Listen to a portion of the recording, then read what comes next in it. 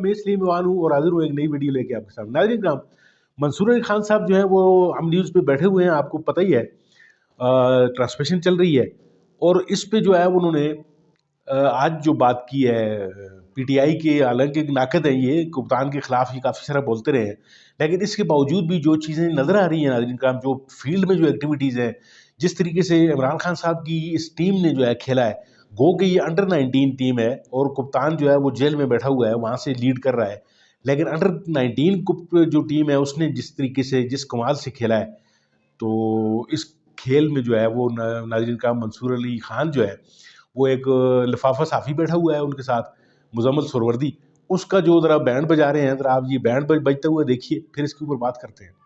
اس کو سارا ٹائم سمیت آپ لوگوں کے، آپ کے سلیکٹڈ کے نعرے اور اس کو تانے پڑتے رہے، اس کو بھی پھر پڑھنے چاہیے. آپ کہیں گے سلیکٹڈ ہے؟ اگر سلیکٹڈ ہوگی تو ضرور کہیں گے، اگر نہ ہوگی تو کیسے کہیں گے؟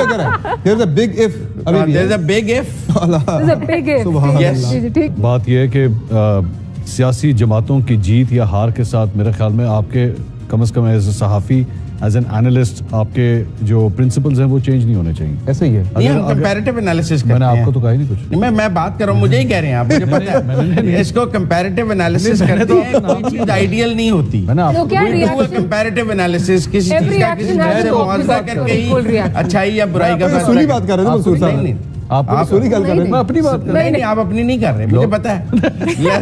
سمپل بات ہے، اس طرح اس کو گول کرنے کی ضرورت ہی نہیں. میں آپ کو کہہ رہا ہوں کہ صحافی کا کام تقابلی جائزے کے ذریعے کمپیریٹیو انالیسس پیش کرنا ہے. یہ کوئی آئیڈیلزم تو کوئی چیز نہیں ہوتی. 2018 سے کمپیریٹیو انالیسس میں بہتر سمجھ رہا ہوں. نہیں، آپ نے تو بڑی سویپنگ بہتر سمجھ رہے ہیں. کس بنیاد پہ؟ کافی بنیاد پہ. بتائیے. اس کے تو 5 دن نہیں آئے تھے رزلٹ آر ٹی ایس بیٹھنے کے بعد، تو اس کے اور وہاں جہاز اڑے تھے. اس کے 4 میں آ جائیں تو ٹھیک ہے. اس آج دوسرے دن ہی مکمل ہو جانی ہے. بھائی جان یہ بات 5 دن والی بات غلط ہے. یہ ایک دو کا سیٹوں پہ رہ گئے ہیں، لیکن میجارٹی میں نمبر گیم جو ہے اس کے تو 24 گھنٹے میں آ گئے. نمبر گیم اس کے تو 5 دن نہیں آئے. 72 گھنٹے آر ٹی ایس بیٹھا رہا. یہ تو 24 گھنٹے میں کلیئر ہو گیا. 24 گھنٹوں میں کلیئر ہو گئی تھی پچھلے الیکشن کی. نہیں کلیئر، نمبر گیم کلیئر ہو گئی تھی. ابھی تک پھنسے بیٹھے ہیں، پتہ ہی نہیں کون ہے. کوئی نہیں پھنسے بیٹھے. مجھے اب میں دوبارہ اپنے پہ بات کر لوں. آپ اپنے پہ بات کرتے ہوئے کہ ہمیں پرنسپل جو ہیں وہ تمام، ہمارا یہ نہیں فرق پڑتا کہ کون سی جماعت جیت رہی ہے کون سی نہیں. اب بات یہ ہے کہ اس عوام نے چاہے گنگو تیلی کو ووٹ دیا نا، اگر گنگو تیلی کو بھی ووٹ دیا ہے تو آپ کو اس کو وزیر اعظم ماننا پڑے گا. ایسا ہی ہے. آپ نے اس کی پٹیچر پارٹی کو بھی اگر ووٹ دیا ہے تو آپ کو کہنا پڑے گا کہ پٹیچر پارٹی جو ہے وہ اقتدار میں آ گئی. ایسا ہی ہے. سمپل ہے دیٹ. آپ کا کوئی بھی اختلاف کیوں نہ ہو.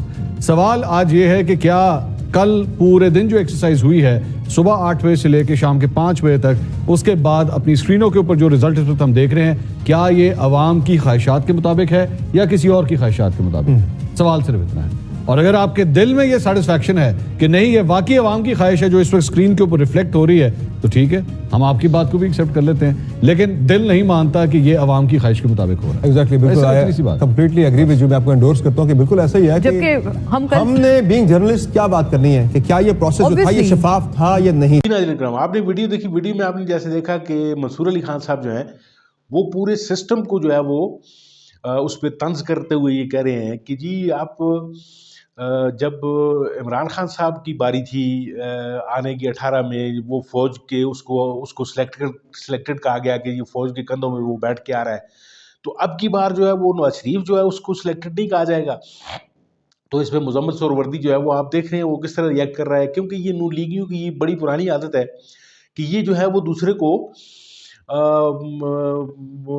طنز بھی کرتے ہیں اس پہ، اور پھر وہ اپنے اوپر سہنے کی باری جب آتی ہے تو یہ پھر آگے سے چیوں والا کام بھی شروع کر دیتے ہیں. تو کہنے کا مقصد یہ ہے ناظرین کام کہ بے شرمی اور ڈٹائی کی ایک حد جو ہے وہ کراس کی جا رہی ہے نون لیگ کی طرف سے، اور ہر طرح کا جو ہے وہ حربہ استعمال کیا جا رہا ہے کہ پاور پالیٹکس کے لیے کچھ بھی کیا جائے. اب آپ نے دیکھ لیا کہ ان کی جتنے بھی بڑے بڑے برج تھے وہ گرے.